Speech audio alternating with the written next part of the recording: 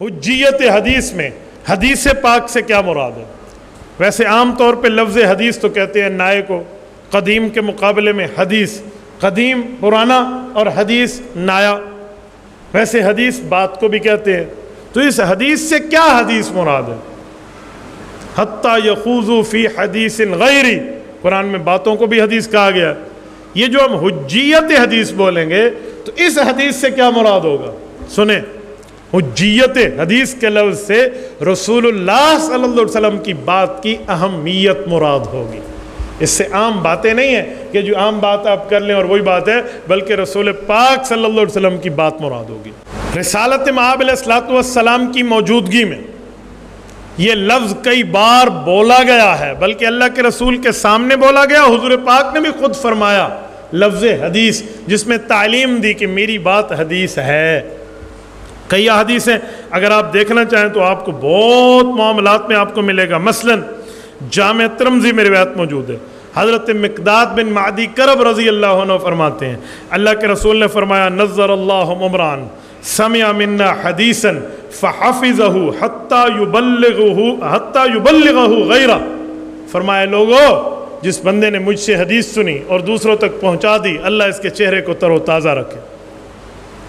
اس سے سمجھ آیا رسالت مآب علیہ السلام نے اپنی بات کو حدیث فرمایا ہے۔ تو حجیت حدیث میں رسول اللہ صلی اللہ علیہ وسلم کی بات کی اہمیت بتائی جا رہی ہے۔ میرے دوستو، جب حضور اقدس صلی اللہ علیہ وسلم کی بات کی اہمیت ہے تو وہ کس بنیاد پر ہے؟ بنیاد حدیث حجیت نہیں، حجیت حدیث نہیں ہے، بنیاد ذات رسالت ہے۔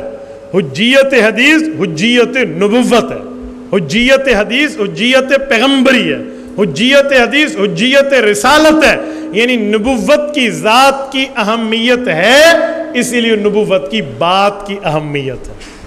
رسول اللہ کی ذات نبوت ہے، رسول اللہ کی بات حدیث ہے۔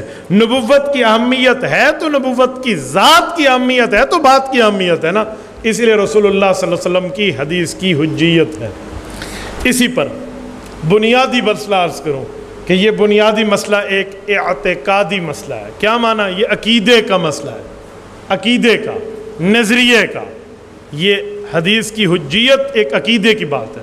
آپ کو پتہ ہے عقیدہ کسے کہتے ہیں؟ کوئی بندہ آپ سے پوچھے عقیدہ کسے کہتے ہیں، اس چکروں میں نہ پڑا کرو کہ عقیدہ عقدہ سے نکلا ہے، عقدہ گرہ کو کہتے ہیں لہذا اس کا معنی ہوتا ہے گرہ، ان چکروں میں نہ جایا کرو۔ ایک لفظ میں ون پوائنٹ ایک ہی لفظ میں بتائیں، عقیدہ کا معنی ہے ایمان۔ عقیدہ کا کیا معنی ہے؟